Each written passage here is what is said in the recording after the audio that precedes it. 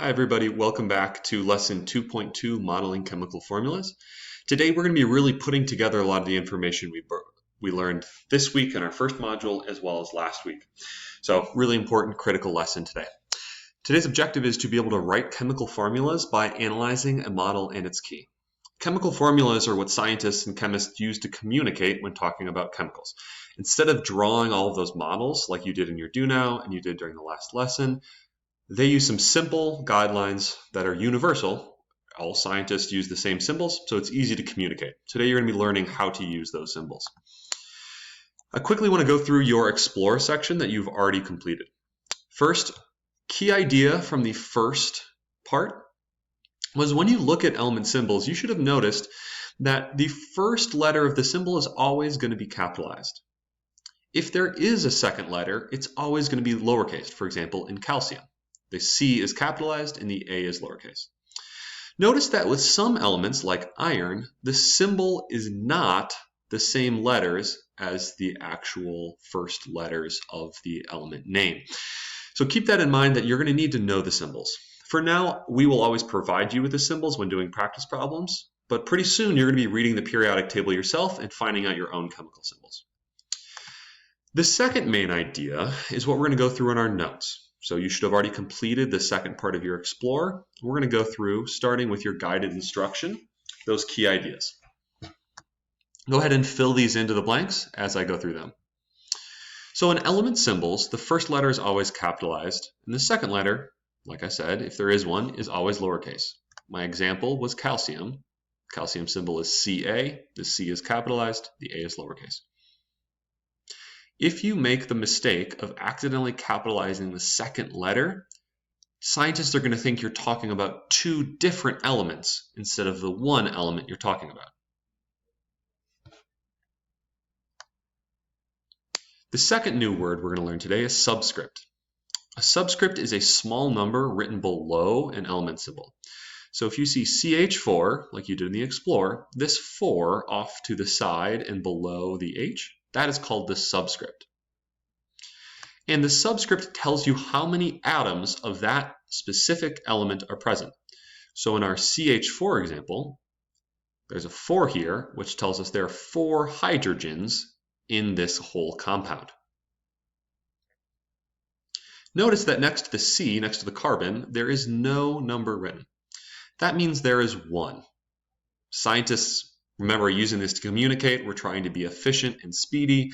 So they actually, whenever there's only 1, they don't take the time to write the number 1. So in this molecule, CH4, this compound, there's 1 carbon and there are 4 hydrogens.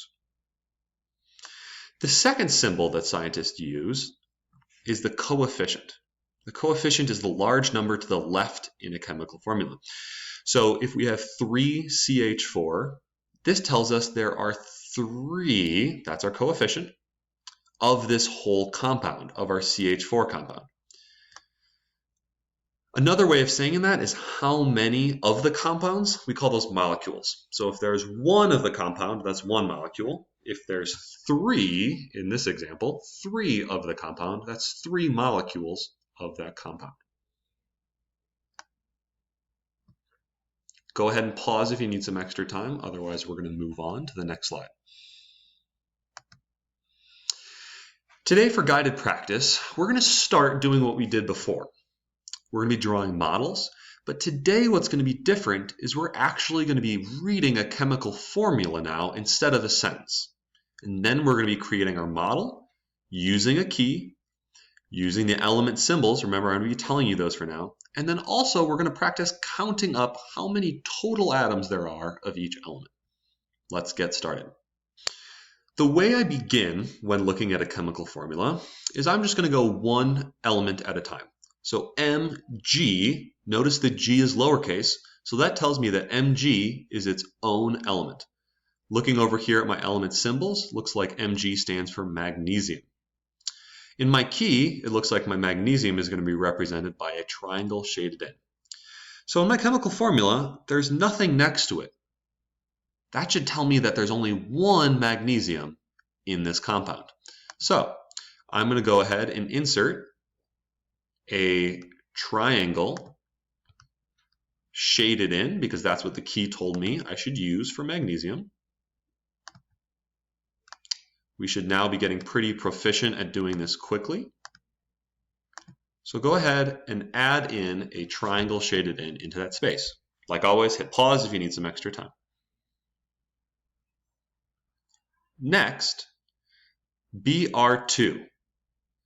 Well, that 2 tells me there's 2 of these Br element. My symbol tells me Br means it's bromine, and bromine is going to be represented by a circle not shaded in.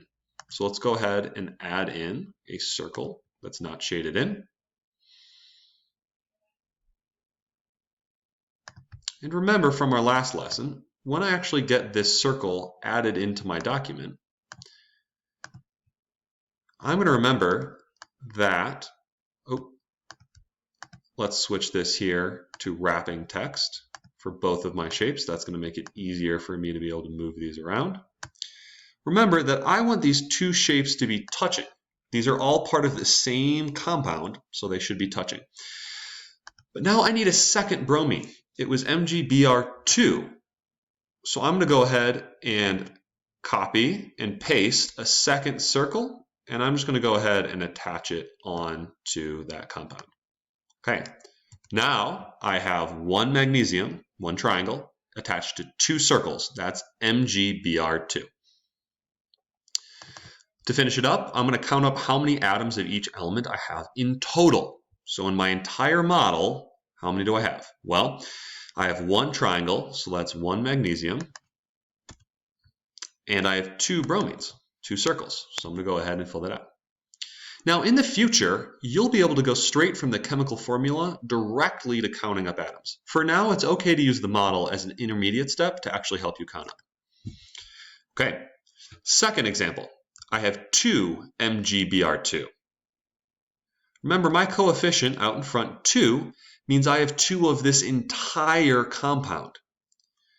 So I'm actually going to go ahead and copy, Control-C, and paste a bromine.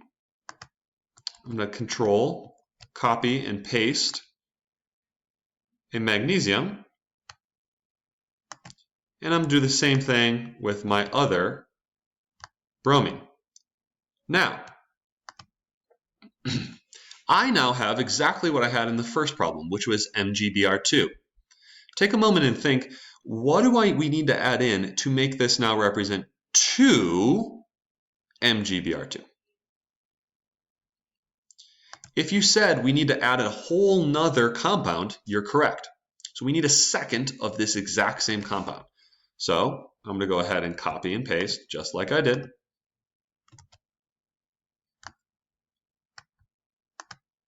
Now, as I do this, you can see this takes a while.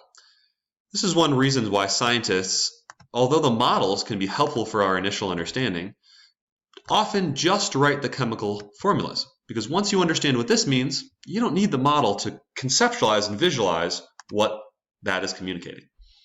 Okay, this is now MgBr2, MgBr2, which means altogether we have 2 MgBr2.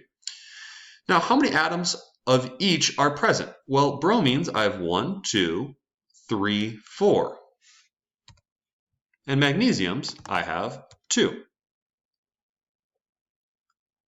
Let's move on to working backwards now.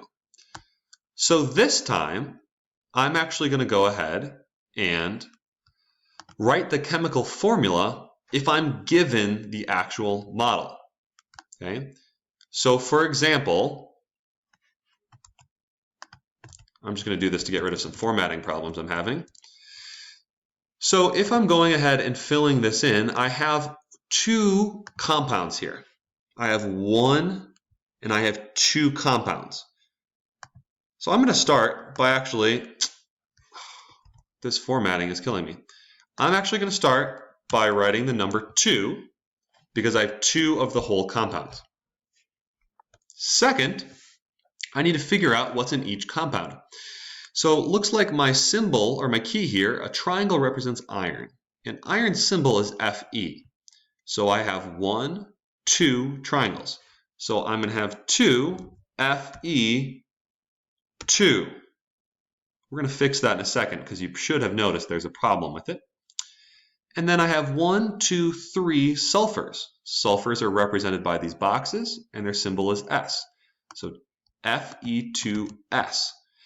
Now, you should have identified what we learned last week is subscripts always need to be made small. So I'm going to go highlight the 2 in the middle, and I'm going to go to text, and I'm going to change that to a subscript. This is now my correct answer. 2 as a coefficient, 2 compounds, Fe2S. Wait, I hope you caught my mistake. What did I do wrong? If you didn't notice it, take a moment and try to find my mistake.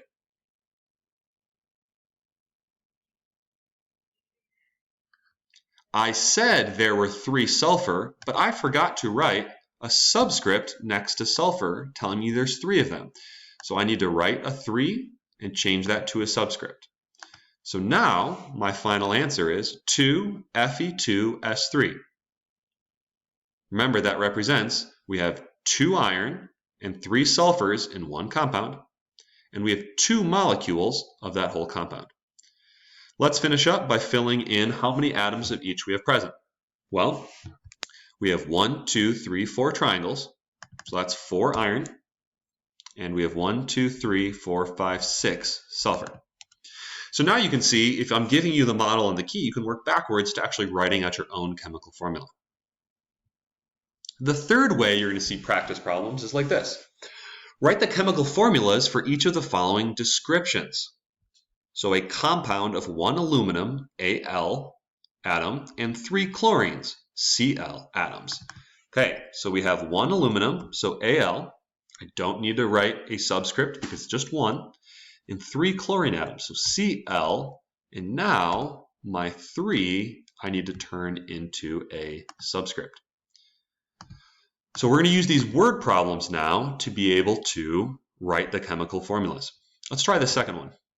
2 oxygen atoms bonded together. The symbol for oxygen is O. Okay, so they're bonded together, which means they're attached to each other. So O2, but I need to go ahead and format and change this into a subscript. So O2 is oxygen gas. It's 2 oxygens bonded together. Last one.